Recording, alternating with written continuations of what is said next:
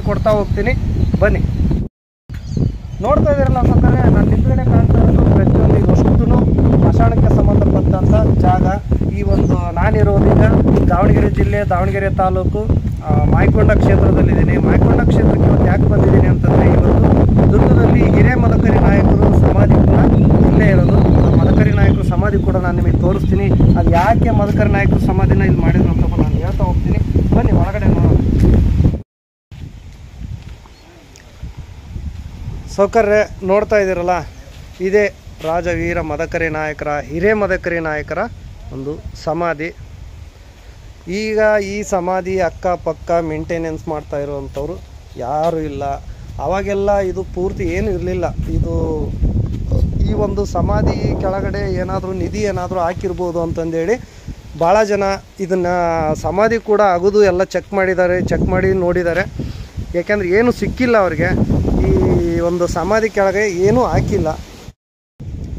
ಚಿತ್ರದುರ್ಗದ ಕಲ್ಲಿನ ಕೋಟೆ ಏನಿದೆ, ಆ ಕಲ್ಲಿನ ಕೋಟೆ ಏನು ಆಳಿದಾರಲ್ಲ ರಾಜರು, ಈ ಒಂದು ರಾಜರು ಬಂದ್ಬಿಟ್ಟು 1922ನೇ ಇಸ್ವಿಯಿಂದ 1949ನೇ ಇಸ್ವಿ ತನಕ ಈ ರಾಜರು ಆ ಒಂದು ಕೋಟೆನ ಆಳಿದ್ರು ಅಂತ ನಾವು ಕೇಳಿದ್ದೀವಿ. ಆ ರಾಜರು ಸಮಾಧಿನ ಇಲ್ಲಿಗೆ ತಂದು ಸಮಾಧಿನ ಮಾಡಿದ್ದಾರೆ.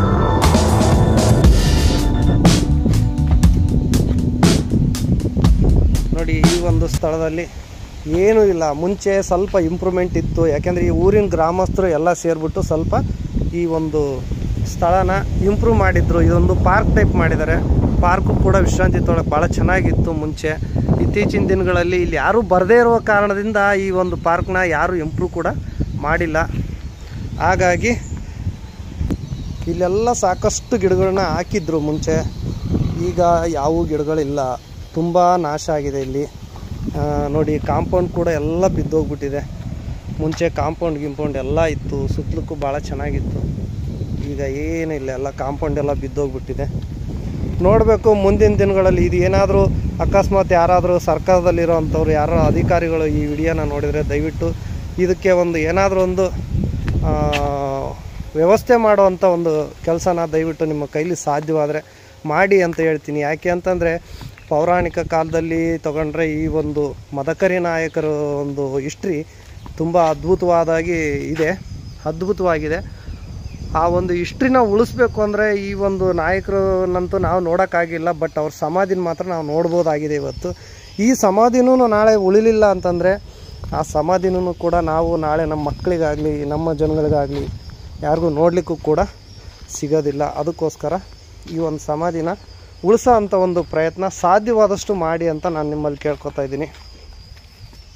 ಎಷ್ಟು ಹಾಳಾಗಿದೆ, ಏನೇನೂ ಇಲ್ಲ. ಇಲ್ಲಿ ಕ್ಲೀನ್ ಮಾಡೋರಿಲ್ಲ, ಪಾರ್ಕಿಗೆ ಗಿಡ ಹಾಕೋರಿಲ್ಲ. ಈಗೇನೋ ಮಳೆಗಾಲ, ಸ್ವಲ್ಪ ಗಿಡಗಳು ಚಿಗುರಿದಾವೆ. ಮಳೆಗಾಲ ಇಲ್ಲ ಅಂದರೆ ಗಿಡಗಳು ಕೂಡ ಇಲ್ಲಿ ಚಿಗುರೋದಿಲ್ಲ, ಎಲ್ಲ ಒಣಗೋಗಿರ್ತವೆ. ನಾವು ಬಂದಿರೋದು ಸ್ವಲ್ಪ ಮಳೆ ಬರ್ತಾ ಇದೆ ಈಗಲೂ ಕೂಡ.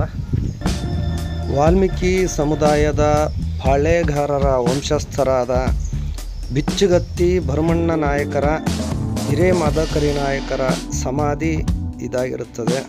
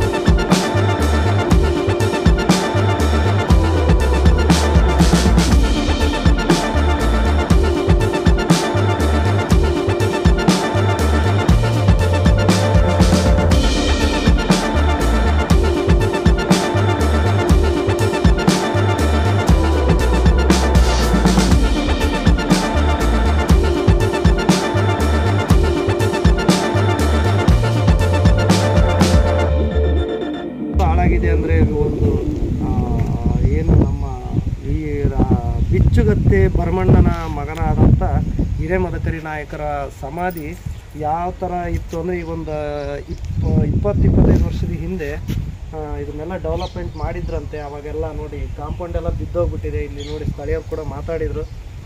ಏಕೆಂತಂದರೆ ಇದನ್ನು ಡೆವಲಪ್ಮೆಂಟ್ ಮಾಡಿದ್ರೆ ನೋಡಿಗ್ರಿಗೂ ಚೆನ್ನಾಗಿ, ಆಮೇಲೆ ಊರಿಗೂ ಕೂಡ ಒಂದು ಒಳ್ಳೆಯ ಹೆಸರು ಬರುತ್ತೆ.